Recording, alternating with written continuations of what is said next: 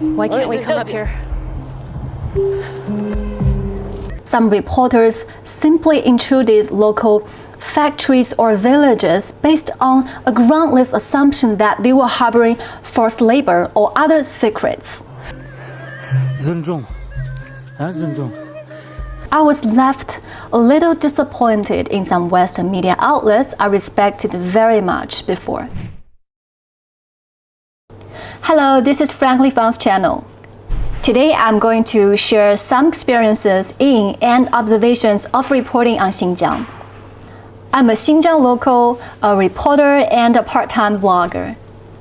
Over the past few years, I have done dozens of Xinjiang-related features, op-eds, and vlogs. Why the Xinjiang focus? I was struck by a strong sense of disagreement when seeing, reading, or watching some foreign media reports on my hometown, and I instinctively feel like something might be wrong. When talking about my home turf, the topic of choice is usually the human rights. I must admit, human rights for me and many Chinese people with me was a pretty new term 4 or 5 years ago. But that, however, doesn't mean we didn't have human rights issues of our own in Xinjiang. The major ones were poverty and a kind of conservative mindset that the economic situation entailed.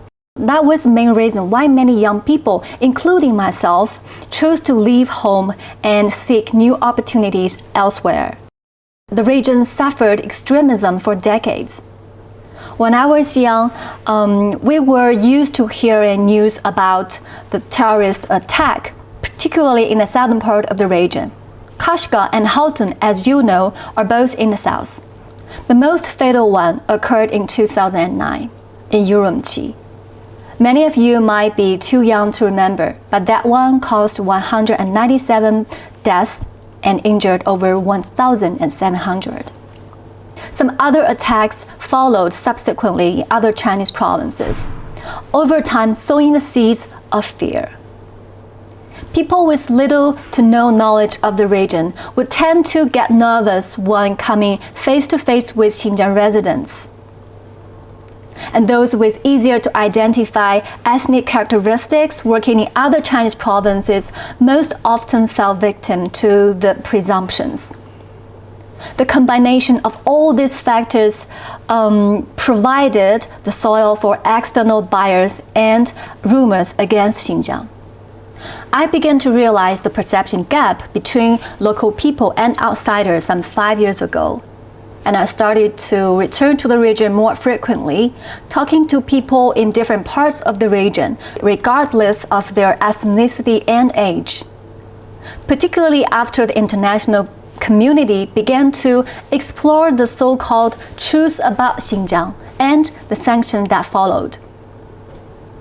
I was left a little disappointed in some Western media outlets I respected very much before. Their reports were becoming quite different from what I had seen during my years growing up there. Some reporters simply intruded local factories or villages based on a groundless assumption that they were harboring forced labor or other secrets. Why can't we come up here? 尊重，尊重。